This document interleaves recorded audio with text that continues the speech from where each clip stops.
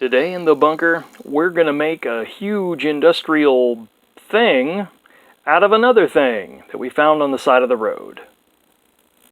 I found this on the side of the road probably more years ago than I care to remember. It's part of some kind of maybe like toy or something. I'm not sure. It had some stickers on there that said 18 volt. It clipped onto something to cover it, but I'm not sure if this was like some kind of a Power Wheels thing. That's kind of what it looks like, is it went to some kind of Power Wheels truck or Jeep sort of thing. But we're going to turn it into a large industrial machine. So the first thing we're going to do is to make it sit flat on the table is we're going to cut these tabs off. Just use our handy EMT shears.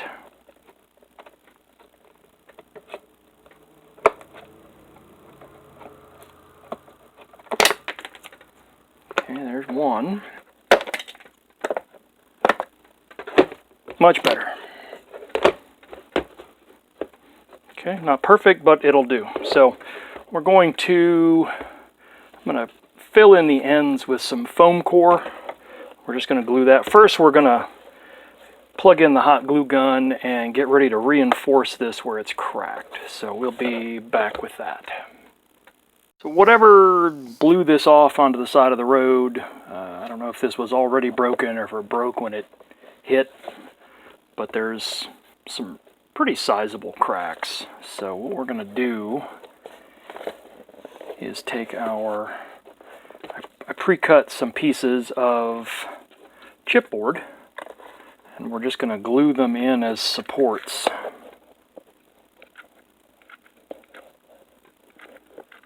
And we're going to hope that this will be strong enough to hold it. It should be.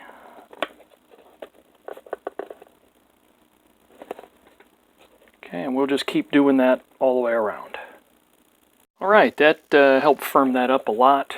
I put some on the outside, and we'll add some rivets and whatnot to those. And then we've got our pieces on the inside, and that added a great deal of strength, made it a lot less wobbly. So let's get ready to cut out some pieces of foam core and glue those in. So this brace, we had to cut this at sort of an angle.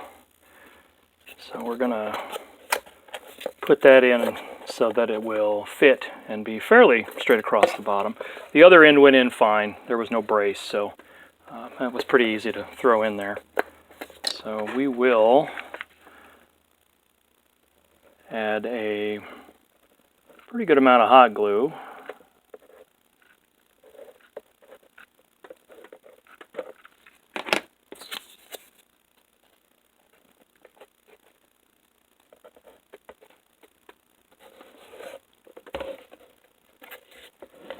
And push that into place. Doesn't have to be perfect, which is good because it's not. So, alright, that's a lot better.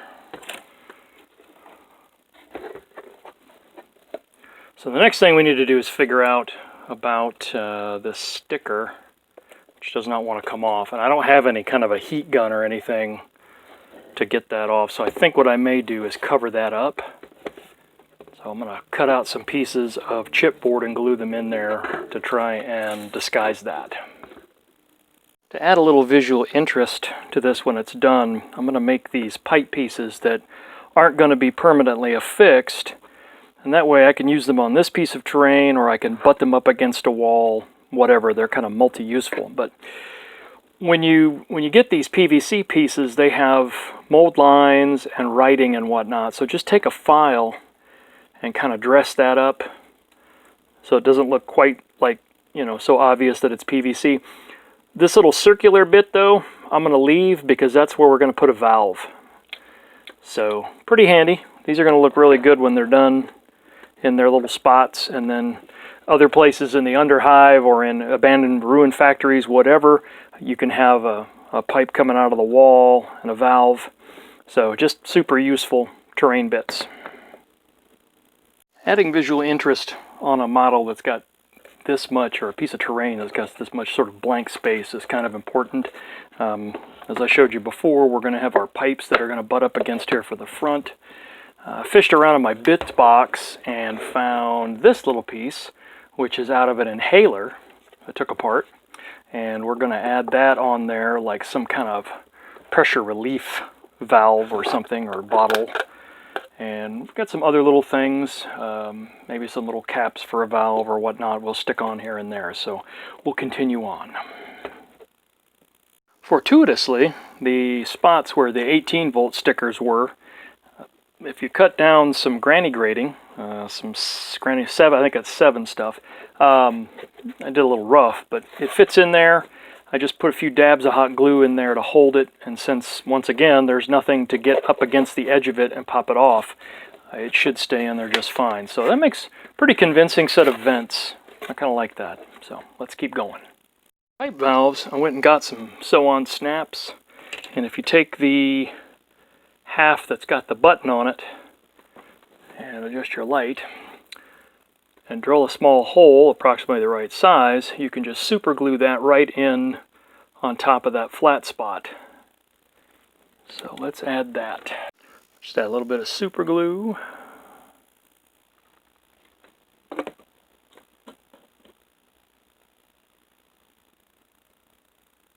And glue it to my hand immediately, because that's what I do. Yep. Alright, if you can avoid gluing it to your hand, that's the way to do it. So once that sets up, that'll be fairly indestructible, and it'll look really good once you paint it. So we're going to do that to all of those. When those are glued in place, they look pretty good. The other half of the snaps I took and glued on top of these pipe pieces here. So those are the emergency shutoff valves for those. So that's a good way to use the other half of that snap. Sometimes it's a little troublesome to fit on things, but on a flat space it fits very well. I wanted to add some wiring. So I've taken a piece of straw, that'll be our conduit.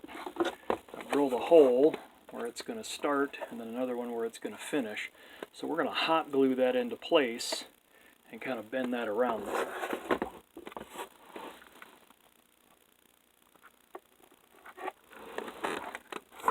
So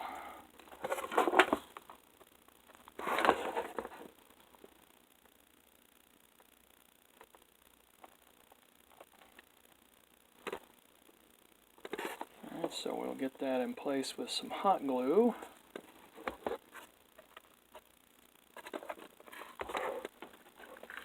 We'll add a little on the inside to the wire just to make sure it stays where we want it. And bend that over to help anchor it a little bit. Okay, and we're just going to kind of follow along down here.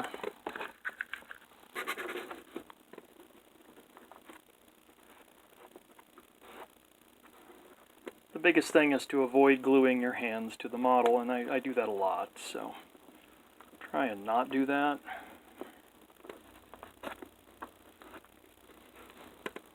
Alright, so we'll try and dress that up as best we can.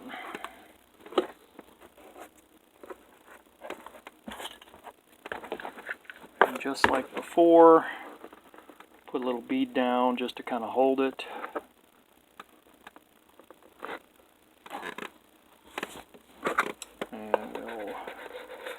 Anchor that on the inside.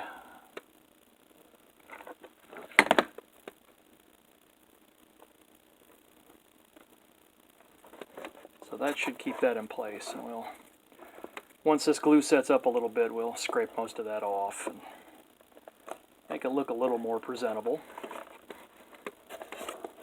Alright, so let's see what else we can put on there. This still looked a little empty in the front, so I took some of these, the plastic pipes that you get in a big bucket, and used some plastic weld on them to put them together and hold them in together. English is hard. And they will sit right there like that. So once that's all painted, that'll add a lot of visual splash kind of to the front. So we're going to keep adding stuff as we go. Another piece I like to add to my various terrain bits is the universal greebly. I know I mentioned that, and I've mentioned it before. If you're not familiar with the history of it, it's pretty interesting. So these are some that I 3D printed and scaled them up because at true scale they're really, really tiny. I mean, they're a part off of a 1/72 scale model, so they're not real big. But we're going to add that. A little bit of hot glue and plunk that right there. Tried to do it straight. I didn't. Alright, so we'll find some more bits and add those. I wanted to add some more piping / conduit stuff, so I used some plastic flexi straws. And you can kind of cut these to fit, and then in order to slip them together, I just cut a slit in the straw and kind of crimped the end together. It kind of folds on itself, and you can slide it up in there. And I should have done it on the bottom because that way you wouldn't see that little thing, but I'm really not very bright. So I'm just going to hot glue all that into place. I've hot glued those two together right there to hold them. And we'll just add that.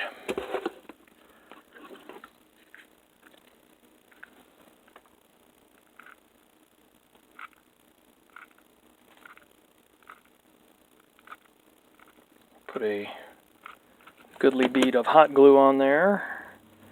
And try not to do it that way like I did and completely hose it.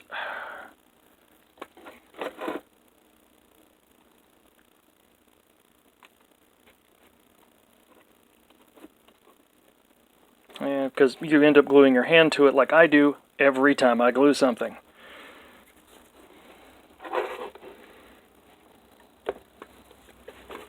Alright, so let's put some hot glue, if we can get it off our hands.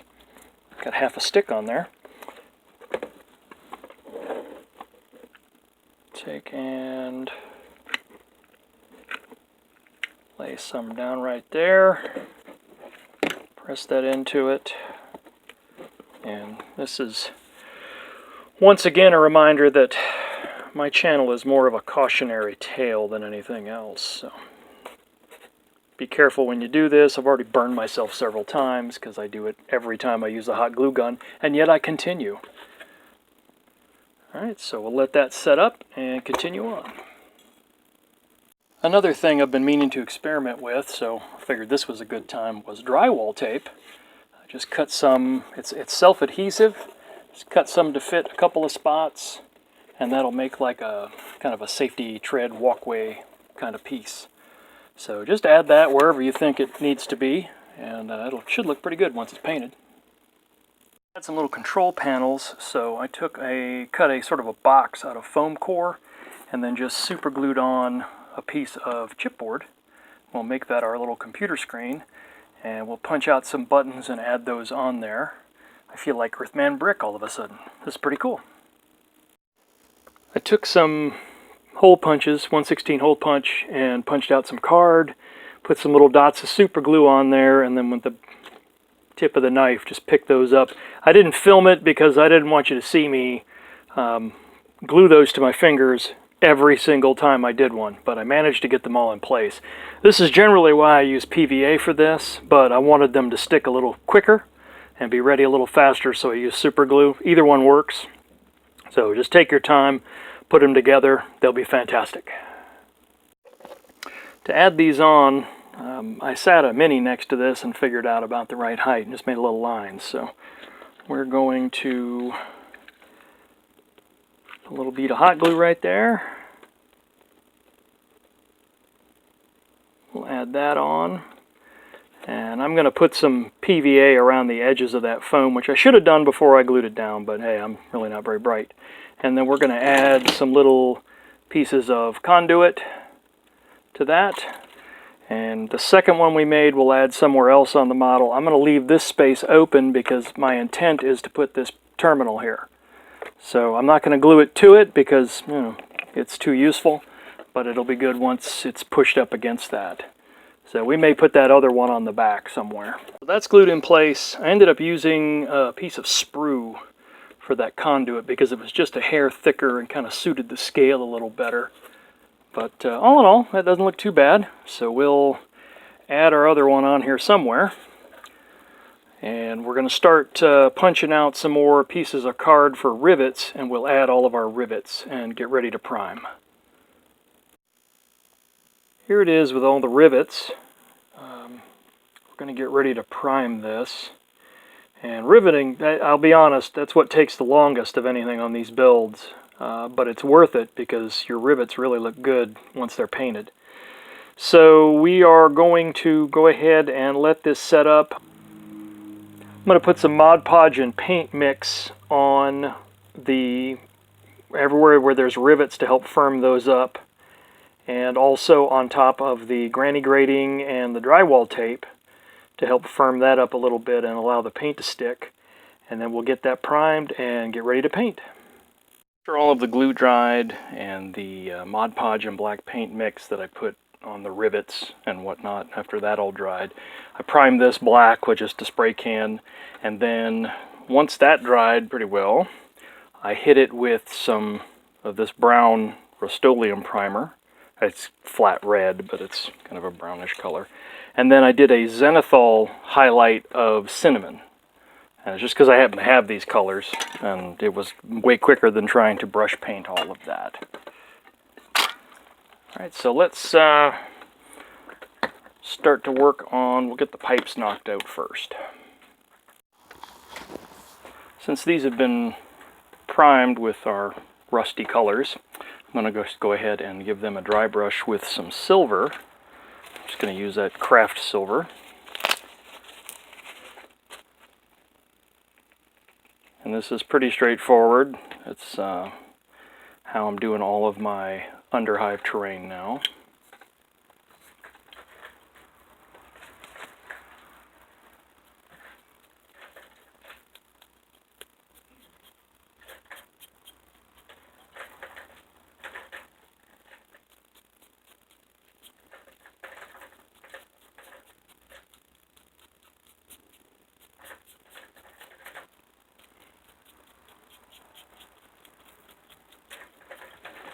Alright, so we'll just do all of them like that and be right back.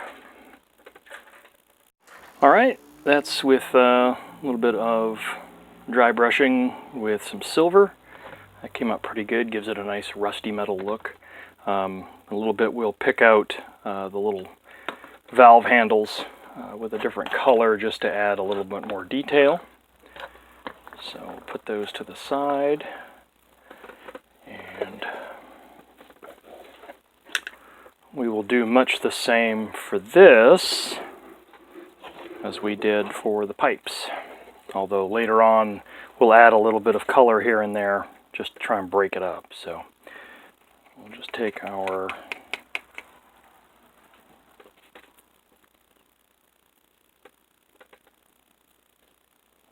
add that in there.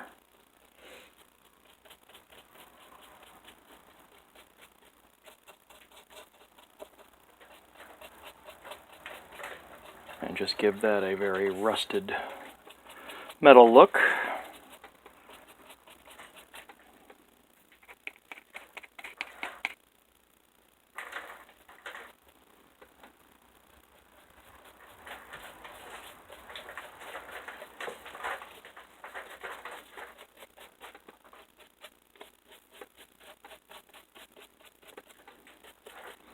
Alright, so we'll continue on with that.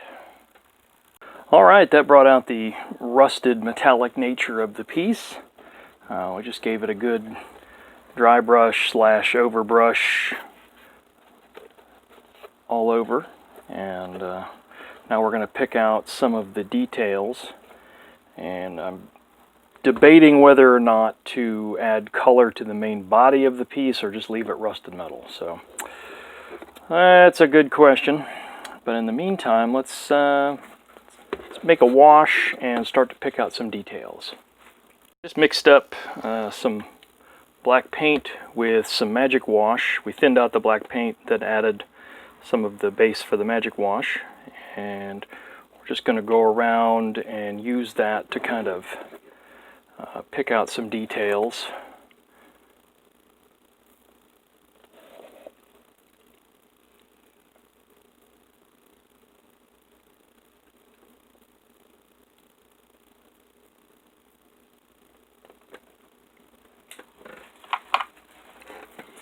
And if it goes on where you don't want it or a little bit thick, just get some water on your brush and you can kind of clean it off of there.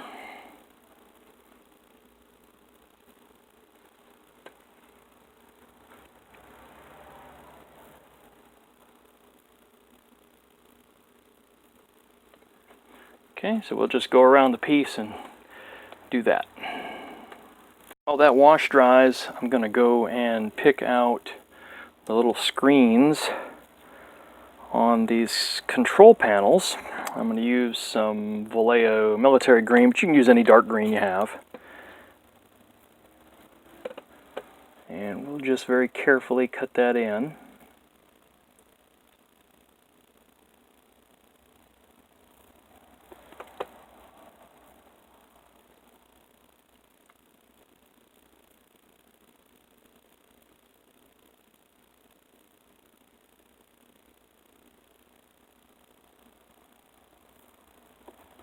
Okay, and what we're going to do is just build up successive highlights in the corner to give that the screen impression, and then we'll add some text in white. So let's get our screen on the back and we'll keep going. By starting with that dark green and then building up, you kind of get that sort of depth illusion. I added some text, I picked out the buttons just to add a little color. I did the same thing on the back. And now we're going to start picking out all of the valve handles. And like I've done one here, I just take some red and just give it kind of a blotchy, like parts of it are worn off. I'll do that to all the valve handles so they kind of stick out a little bit. I think for now I'm going to call this good. I put some red on the different handles. I picked out that wire, picked out the computer screens. This was one that I had pre-painted from another project, but the other one that went with this will get painted basically the same way. So the more I look at this, the more I'm not happy with it just being a straight metal color. Actual industrial equipment generally has some kind of a finish, paint job, whatever on it. And this is kind of too monotone. So after letting this sit overnight and kind of dwelling on it, I'm going to go ahead and apply some color to it. I was afraid to because I'm like, no, you'll mess it up, but let's just do it. What I have done is hit this with some matte varnish. In my case, it was this Rust-Oleum matte clear enamel. Once that dried, then I hit it with some hairspray because we're going to do some chipping. The hairspray did not go on quite as smooth as I might like, but I think it'll be okay. You maybe see there's still little dots of wetness. So once that dries a little bit more, then we'll go ahead and we're going to put on this mint green, kind of a seafoam. When I was on active duty, a lot of our electronic equipment, the cabinets were this color. A lot of old Soviet stuff is this color or this about this shade. So it'll give it a pretty good look, I think, once we're done. We will do the chipping, and then we'll add some grime and some streaking and stuff like that and really grungy it up. So we'll wait for that to dry, and then we'll get ready to put some color on. I've taken some of that paint and just thinned it out with some water. Craft paint is incredibly useful stuff. You just have to learn the medium. And a lot of the complaints people have about craft paint is because they're not thinning it properly. So just terrain is a great thing to use it on because you can kind of learn what the paint will and won't do. You can even paint figures with this stuff, and that'll be for a future video because I know people are like, no, you have to use expensive paints. And they certainly help, but you can get a pretty decent result with some craft paint once you learn the medium. So let's get ready and put some of that on there. And we just want that. I just got a large flat brush. And we'll just put that on where we need some color.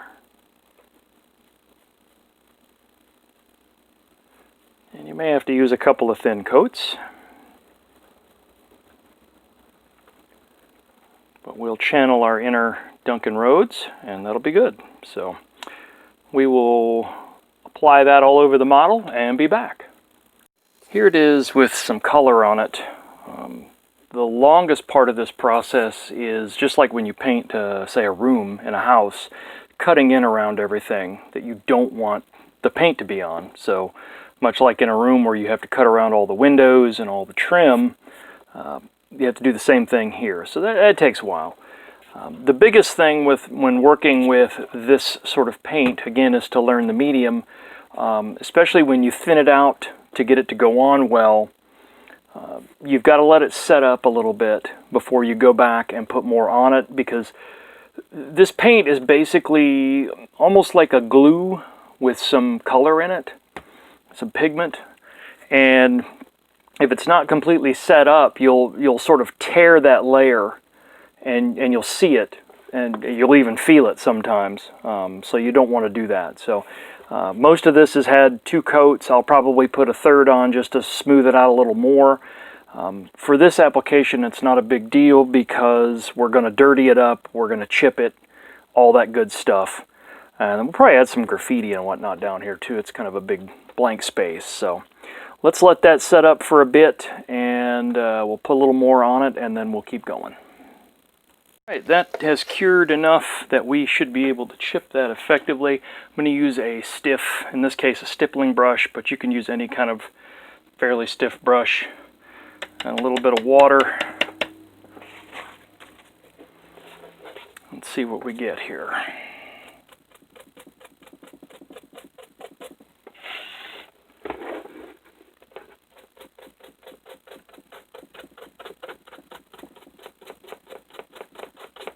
Okay, so that's starting off pretty well. And you just kind of go as heavy on that as you want.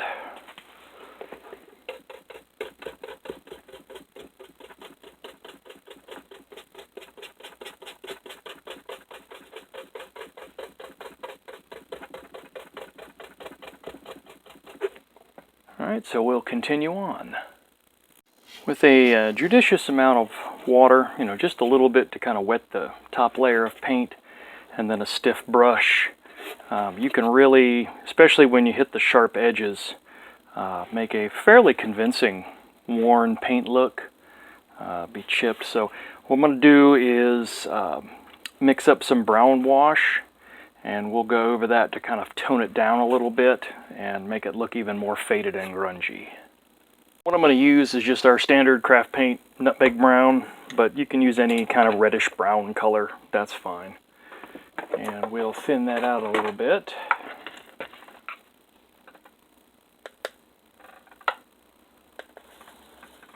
Kind of get that to where that's about the consistency of cream. We'll add a little magic wash as a flow aid.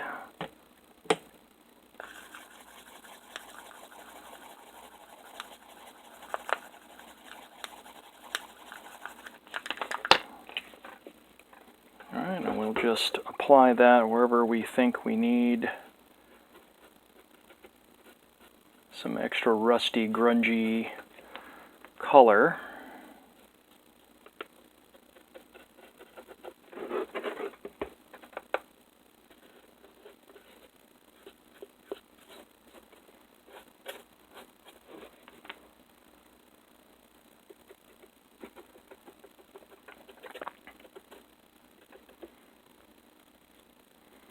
Okay, so we'll just do that all over wherever we think we need it, and we'll be back.